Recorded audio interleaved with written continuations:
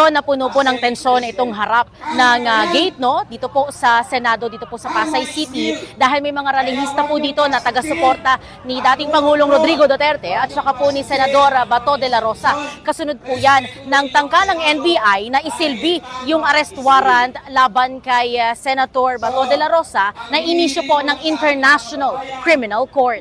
Pinoprotektahan ng mga magnanakaw, papayag kayo!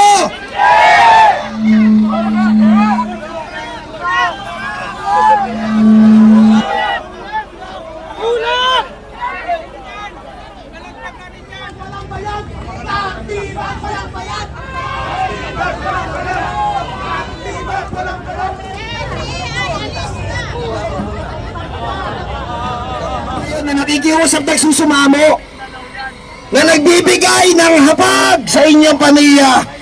Ayaw niyong padaanin.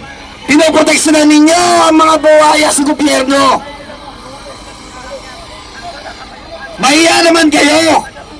Naiintindihan namin ang chain of command. Pero taong bayan ang nasa harapan nyo ngayon.